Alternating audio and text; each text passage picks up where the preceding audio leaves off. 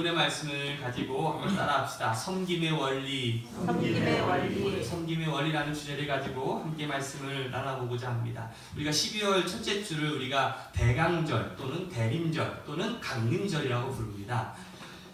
그것은 바로 이 땅에 빛과 소금 그리고 이 땅에 구원자로 오시는 그 예수님을 맞이하기 위한 그를 준비하는 날이라는 것이죠. 오늘 우리가 이 강림절을 보내고 있어요. 그래서 우리가 촛불을 밝히고 또 이렇게 크리스마스 트리를 하는 것은 이제 아직 예수님이 이 땅에 오시지는 않았지만 이제 예수님이 이제 성탄절날에 오시잖아요. 그것들을 기념하면서 내가 그 예수님을 맞을 준비를 하는 기간을 뜻합니다. 지금부터 대림절, 대강절, 강림절이 시작이 되는데 여러분들의 마음속에 예수님을 맞아 드릴 수 있는 그러한 준비할 수 있는 그러한 기간이 되시길 주의 이름으로 축복합니다. 아멘. 세족식이라는 말을 들어보셨지요? 혹시 세족식을 하신 분들도 있을 텐데 이 사람의 발을 이렇게 씻겨 주는 것 아니겠습니까? 이 스승이신 예수님께서 제자들의 발을 씻기셨던 그 사건. 보통 이 사건을 우리는 이제 섬김의 사건이라고 이야기합니다. 왜요? 나보다 위에 있는 사람이 나보다 아래에 있는 사람을 위해서. 그리고 발을 씻기려면 어떻게 됩니까? 내가 무릎을 꿇어야 되는 거잖아요. 그렇죠? 바로 이것이 바로 낮아짐, 겸손 또는 섬김이라고 우리가 이렇게 이해를 하고 있어요. 물론 겸손과 섬김의 말도 맞긴 하지만 보다 오늘 본문의 말씀이 우리에게 주는 그런 말씀이 있어요. 오늘 지금 말씀을 우리가 함께 나눠보고자 하는데 오늘 본문의 말씀은 마치 예수님의 유언과도 같은 말씀입니다. 3절에 보면 예수께서는 아버지께서 모든 것을 자기 손에 맡기신 것과 같이 자기가 하나님께로부터 왔다가 하나님께로 돌아갈 것이다 라는 것을 말하고 있잖아요. 그러니까 이제 예수님께서 다시 하늘나라로 갈 때가 얼마 남지 않았다라고 이 제자들에게 이야기하는 거예요. 우리 부모님이 우리를 다 불러놓고 야 아들아 내가 이제 얼마 남지 않은 것 같아 딱 이러면 여러분들 어떤 마음이 드세요? 갑자기 그 분위기가 숙연해지고 뭔가 좀 이렇게 자녀들이 당혹감을 좀 느끼게 되잖아요. 마찬가지로 예수님께서 이렇게 말씀을 하셨을 때 그 주위에 있던 제자들이 얼마나 놀라고 당혹감을 감추지 못했을까. 예를 들면 이런 것 같아요. 게다가 예수님께서 그런 말씀을 하시고 난 다음에 갑자기 제자들의 발을 막 씻겨주시는 그 모습을 보면서 제자들이 얼마나 놀랐을까요? 어떤 사람이 목욕탕을 갔습니다. 목욕탕을 가가지고 뜨거운 물에 들어가가지고 시원하다. 그래가지고 몸에 내 몸을 뿔리고 난 다음에 갑자기 때밀이를 부르는 거예요. 저 좀 때 좀 밀어주세요 하고 난 다음에 때밀이를 보고 갑자기 누우세요. 내가 밀어드리겠습니다. 하고 막 때밀이를 막 열심히 막 때를 밀어줘요. 그러면 그 때밀이가 당황할까요? 안 당황할까요? 그런 모습과 비슷할 것 같아요. 왜요? 역할이 바뀌었기 때문에 그렇죠. 보통 이 유대인의 관습에는 보통은 종이 있었기 때문에 종이 이제 사막 기후다 보니까 밖에 이제 신발이나 샌들 같은 거 신고 다니니까 발이 더럽기 때문에 들어올 때 그러니까 종이 그 사람들의 손님의 발을 씻겨줘요. 그런데 만약에 종이 없는 경우에는 거기에서 제일 나이가 어린 사람이 그 선배들의 발을 씻겨주는 게 이 유대인들의 풍습이에요. 그런데 거기에서 제일 위에 있는 스승 바로 예수님이 손수 제자들의 발을 씻기시는 이 모습을 보면서 아마 제자들은 무척 당황스럽고 당혹감을 감추지 못했을 거예요. 그럼에도 불구하고 제자들은 얼떨결에 예수님께 발을 맡깁니다. 그런데 베드로의 차례가 되었어요. 베드로는요 그냥 넘어가지 않았습니다. 6절에 보니까 시몬 베드로의 차례가 되었다. 이때에 베드로가 예수께 말하였다. 주님께서 내 발을 씻기시렵니까? 무슨 말이에요? 당신이 그리스도시요 내 주인이신데 그리고 내 스승이신데 어떻게 내 발을 씻길 수가 있습니까? 야, 예수님이 그 오병이어의 기적을 일으키고 죽은 사람을 살리시고 문둥병자를 깨끗게 치유하시고 이 가나 혼인잔치에서 물을 포도주로 변화시켰던 그분이 어떻게 감히 이 더러운 내 발을 씻기실 수가 있습니까? 라고 이야기하는 거죠. 한마디로 절대 그럴 수 있다 없다? 없다. 왜? 이거는 하극상이니까. 절대 그렇게 할 수 없습니다. 라는 것이 베드로의 입장이었어요. 그런데 예수님은 어때요? 예수님은 정반대였죠. 8절에 보니까 베드로가 다시 예수께 말하였다. 아닙니다.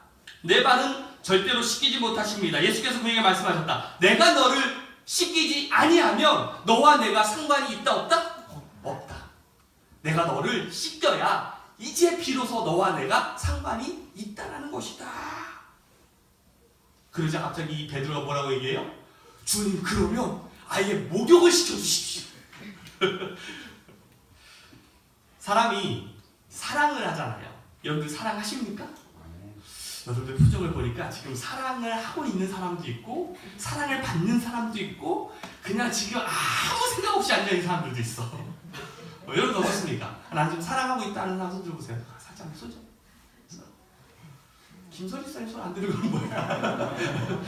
그럼 나는 지금 사랑받고 있는 것 같다 하는 사람 손 한번 들어보세요. 아 그래? 사랑받고 있어? 그래. 나는 사랑이고 뭐고 그냥 다 귀찮다. 그런 사람 없으시기를 주님으로 축복합니다. 사람이 사랑에 대한 이 태도가 세 가지가 있는 것 같아요. 하나는 사랑을 하는 사람이 있고 하나는 사랑을 하지도 받지도 않는 사람이 있는가 하면 어떤 사람은 사랑을 하고도 배신을 하는 사람이 있다라고 저는 생각이 드는데 이 첫 번째 사람, 사랑을 하는 사람 이거는 정말 성도로서 바람직한 모습인 것 같아요. 그리스도의 사랑을 풍길 수 있는 사랑을 할 수 있는 사람.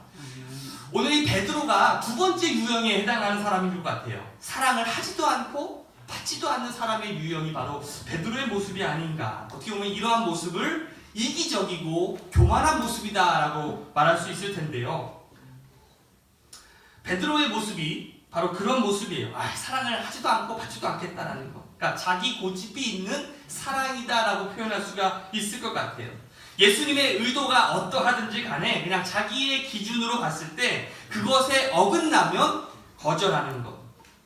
예수님의 사랑이 아무리 크다라고 할지라도 자기 기준에 어긋나면 그 사랑을 거절하는 모습이 바로 이 베드로의 모습이 아니었나라는 생각을 하게 되는데 실제로 우리도 예수를 믿는다고 하면서도 하나님의 말씀, 하나님의 사랑보다 내 판단과 내 고집과 내 기준을 가지고 하나님을 대접했을 때가 얼마나 많이 있어요. 하나님은 여러분들을 정말 많이 사랑하는데 여러분들의 기준만큼만 하나님의 사랑을 받으려고 해요. 하나님의 사랑이 이만큼이라고 한다면 여러분들의 기준이 이만큼이니까 이만큼의 사랑만 받으려고 하고 더 주려는 사랑을 받으려면 부담돼요. 하나님 더 사랑하면 안 돼요. 왜? 나는 세상도 좀 사랑해야 되니까. 다른 것도 좀 사랑해야 되니까. 하며 하나님의 사랑을 좀 거부하는 모습이 바로 우리들의 모습이 아닌가 생각을 해보게 되는데 오늘 본문의 핵심이 바로 이것이에요. 너희가 하나님 앞에서 쓰임받기를 원한다면 제일 먼저 갖추어야 될 선행 조건이 있는데 그것이 뭐냐? 그거는 하나님의 사랑을 누리고 하나님의 사랑을 깨달아야 되는 거예요. 하나님의 사랑을 내가 넘치게 받아봐야 내가 그 사랑을 전할 수 있는 사람이 되고 하나님께 쓰임받을 수 있는 사람이 되어야 된다는 거예요.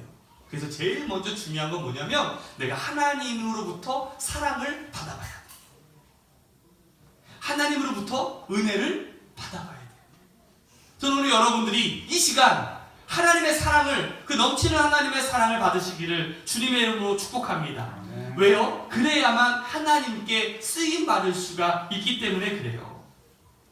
예수께서는요 베드로가 자기 발을 씻길 수 없다라고 할 때에 만일 그러면 너와 내가 상관이 없다라고 말씀하셨잖아요. 다시 말하면 그리스도인이란 예수님과 상관이 있는 삶이라는 거거든요. 여러분 누가 사랑을 잘하는지 아세요? 누가 연애를 잘합니까? 참 신기한 건 내가 연애 경험이 많은 사람이 연애를 더 잘할까요? 아니면 연애 경험이 하나도 없는 사람이 연애를 잘할까요? 해본 사람이 잘해요. 참 신기하죠? 내가 사랑을 해본 사람이 더 사랑을 잘하고요. 더 신기한 건 내가 사랑을 받아봐야지만 내가 그것을 더 사랑할 줄 알지. 내가 사랑을 받아보질 못하면요, 이상하게 사랑을 잘 못하는 것 같아요. 우리 자녀들을 한번 보세요. 우리 주변에 있는 청소년들 한번 보세요. 아, 왜 사랑을 못합니까? 아, 사랑을 받아보질 못해서 그래요. 그 은혜를 누려보질 못해서 그런 거 아니겠습니까? 여러분들 어렸을 때의 모습을 생각을 해보세요. 여러분들이 정말 어렸을 때 사랑 많이 받는 사람이었습니까? 아니면 사랑 못 받는 사람이었습니까? 이 사랑 못 받았던 사람들은 뭔가 이렇게 상처가 있어. 그래서 뭔가 사랑을 줄 때는 조건부의 사랑을 할 때가 너무 많이 있어. 그치, 네가 나한테 뭐가 원하는 게 있으니까 이렇게 다가오는 거지. 그치, 뭔가 조금 이걸 한번 그냥 친절하게 대하면 그치, 이 사람 나 좋아하나 보다. 나 어렸을 때 많이 사랑받았으니까 그치, 나도 너를 사랑해야지. 이게 자연스러운 모습인데 뭔가 우리들의 모습 속에 자꾸 이 사랑에 대한 왜곡된 모습 속에서 우리의 사랑을 자꾸 곡해할 때가 많이 있는 것 같아요. 사랑을 많이 받아본 사람이 더 사랑할 줄 알고요. 또 어떤 교회가 강력한 교회인지 아세요? 사랑을 많이 받고 은혜를 많이 받아본 교회가 강력한 교회가 될 수 있는 거예요. 사랑을 받으니까 그 사랑 때문에 목숨까지도 드리는 거 아니겠습니까? 내가 우리 딸이 하나 있잖아요. 저는 우리 딸을 위해서 목숨까지도 바칠 수 있을 것 같아요. 왜? 사랑하니까. 미안하지만 우리 양 집사님을 위해서 내가 목숨까지는 바치지 못할지도 모르겠어. 내 마음으로는 목사니까 목숨까지 들어야 될 것 같은 생각이 있는데, 그래도 솔직하게 이야기하면 반반인 것 같아요. 왜요? 그러나 거꾸로 우리 양 집사님이 도제를 위해서라면 목숨까지도 내놓을 수 있겠죠. 왜요? 내 아들이기 때문에 그래요. 사랑하기 때문에 그렇지. 오늘 베드로가 하나님을 사랑하고 예수님을 사랑하기 때문에 그 목숨까지도 드릴 수 있었던 그러한 사랑을 할 수 있지 않겠습니까? 우리가 무슨 일을 하기에 가장 앞서 먼저 선행해야 될 조건은요, 내가 하나님의 은혜를 체험해야 된다는 사실입니다. 한번 따라합시다. 무슨 수를 써서라도 하나님의 은혜를 받읍시다. 오늘 이 자리에 그냥 와 계시면 안 돼요. 내가 이 자리에 와서 헛되게 1시간 보내지 마시고, 내가 하나님의 사랑을 내가 누려야 되겠다. 하나님의 사랑을 내가 받아야 되겠다. 그러한 간절한 마음으로 이 시간 예배에 참여하는 분들에게 하나님의 넘치는 하나님의 사랑과 은혜가 충만하게 넘칠 줄로 믿습니다. 요한복음 21장에 보면 그 부활하신 예수님께서 이 베드로에게 찾아갑니다. 근데 그 베드로가 지금 상황이 어떤 상황이냐면 주님을 배반했어요. 아니, 주는 그리스도시요 살아계신 하나님의 아들이십니다 라고 제일 먼저 얘기하고, 야, 너희들이 내가 십자가를 질 때 너희들이 나를 모른다라고 할 거야 얘기했을 때 절대 그런 일이 없을 겁니다 하고 자부심을 가졌던 베드로가 제일 먼저 너는 저 예수를 아느냐라고 했을 때 모릅니다. 부인했지. 그리고 예수님이 십자가에 달려 죽으셨어요. 아마 베드로의 마음속에 얼마나 죄책감이 들었을까요? 나는 위선자였어. 난 정말 내가 말로만 내가 고백하고 내 행동을 전혀 못했구나. 내가 주님을 고백한다라고 하면서 내가 가지고 있었던 믿음이 진짜가 아니었어 하고서 에이 하고서 고향으로 다시 돌아가잖아요. 근데 그 부활하신 예수님께서 그 베드로에게 찾아오셔요? 안 찾아오셔요? 찾아오셨어요. 찾아오셔가지고 어떻게 합니까? 이놈의 새끼야! 어떻게 나를 배신할 수 있느냐? 하고서 머리끄댕이 잡고 막 혼냅니까? 아니에요. 이렇게 묻습니다. 베드로야. 그 베드로, 예수님 앞에 섰던 이 베드로의 모습이 어땠을까요? 얼마나 부끄럽고, 그 예수님의 눈빛도 쳐다볼 수 없어가지고 막 어떻게 해야 될지 모르는데 갑자기 베드로에게 이렇게 묻습니다. 베드로야, 네가 나를 사랑하느냐? 네가 나를 사랑하느냐? 아마 자기가 평생에 들어봤던 말 가운데에 가장 사랑스러운 말씀, 그런 그런 톤으로 아마 너그러운 말씀으로 아마 예수님께서 대답하셨을 것 같아요. 이렇게 얘기하지는 않았을 거 아니겠어요? 네가 나를 사랑해? 이렇게 얘기하지는 않았을 것 같아요. 그렇죠? 분위기상 네가 나를 사랑하느냐? 그때 아주 죽어가는 목소리로 이렇게 대답했을 거예요. 네, 주님, 사랑하는 줄 주님께서 아십니다. 그러자 꿀밤을 딱 주면서 사랑하는 놈이 그래! 이렇게 하지 않으셨다는 거죠. 내 양을 먹이라. 내 양을 치라. 내 양을 먹이라 하고 다시금 기회를 주셔요. 사랑은요, 한번 따라합시다. 다시 기회를 주는 것입니다. 기회를 주는 것입니다. 한번 옆에 사람한테 이렇게 인사해 보세요. 나를 실망시키거든. 나를 실망시키거든. 다 이유가 있는 거야. 다 이유가 있는 거야. 다 이유가 있어. 오늘 내가 이렇게 힘든 것도 다 이유가 있고, 나를 실망시키는 것도 다 이유가 있는 거야. 이해해야 돼. 그게 뭐예요? 그게 사랑인 거죠. 이 대화에서 보면 하나님의 일을 하는 것은요, 그러니까 내 양을 먼저 치는 것, 내 양을 먼저 먹이는 게 먼저가 아니에요. 먼저 선행되어야 될 것은 내가 하나님을 사랑하는 것이 가장 우선순위가 된다는 것을 성경은 말씀하고 있어요. 우리가 왜 은혜를 받아야 됩니까? 우리가 왜 사랑을 받아야 됩니까? 그래야만 하나님의 일을 할 수 있기 때문에 그래요. 그래야만 내가 하나님의 사역을 할 수 있기 때문에 그렇죠.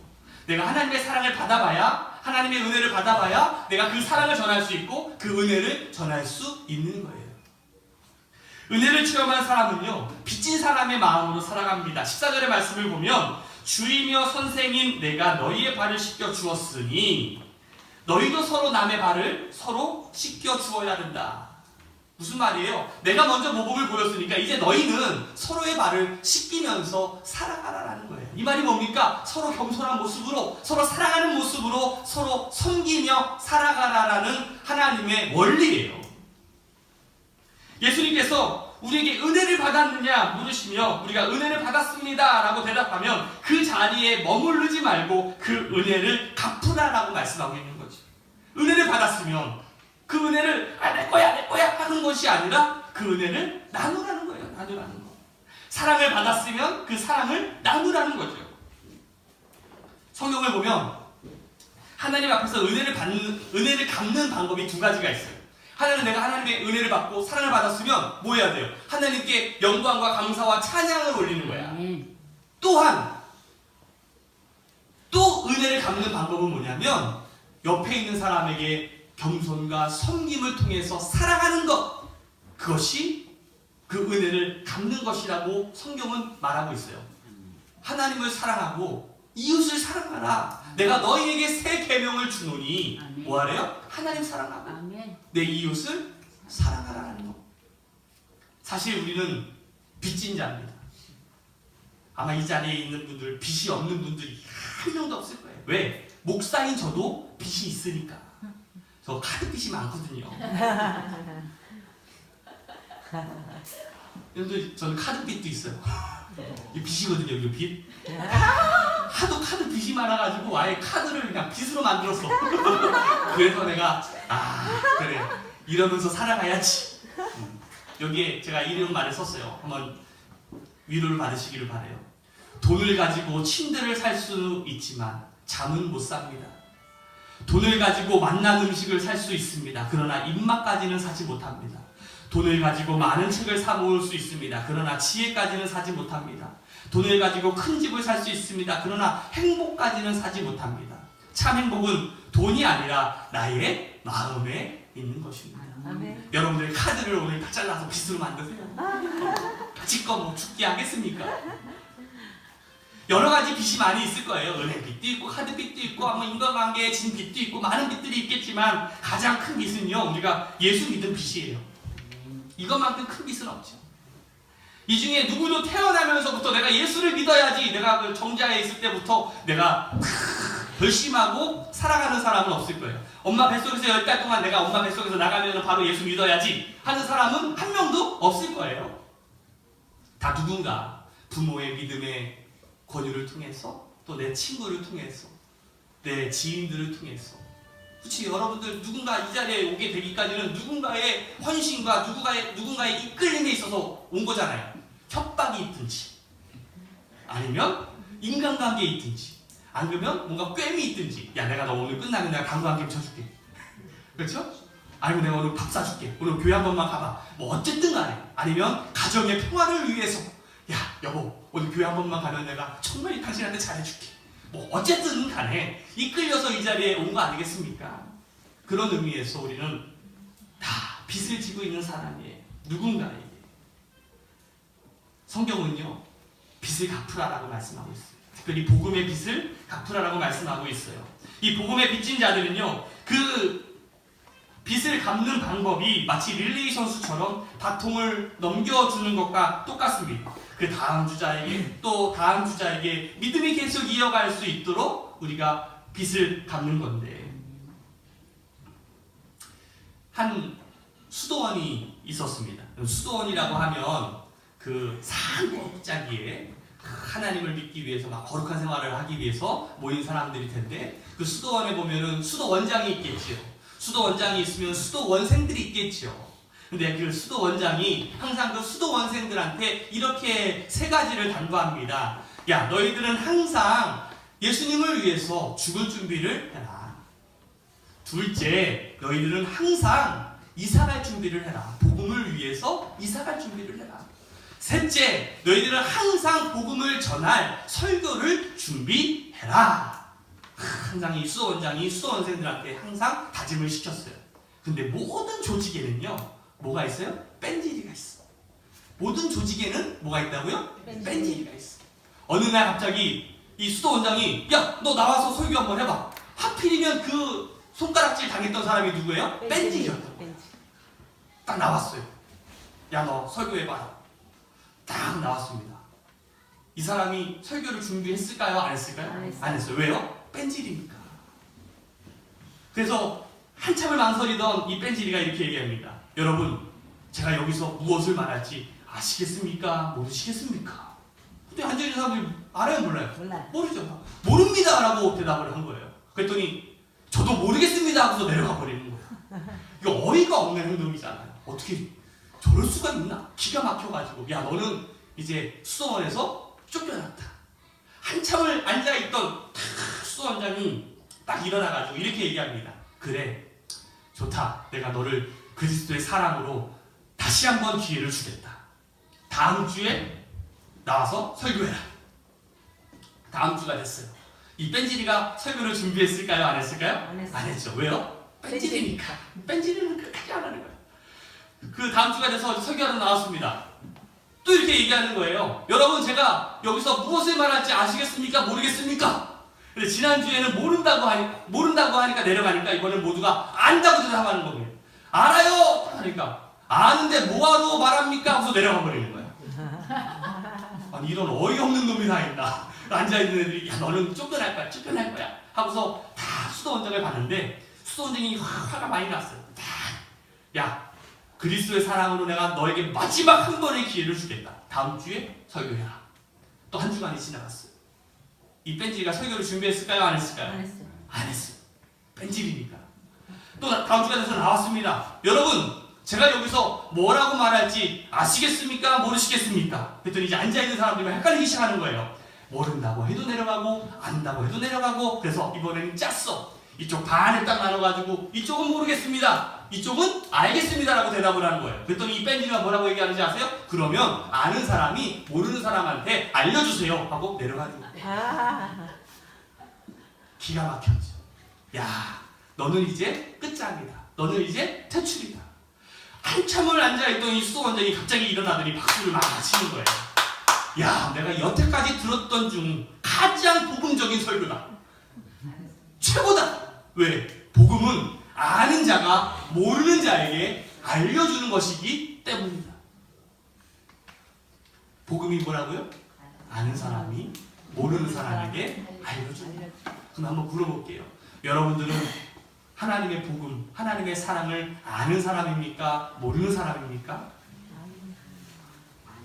아는 사람이죠. 그러면 뭐 해야 되는 거예요?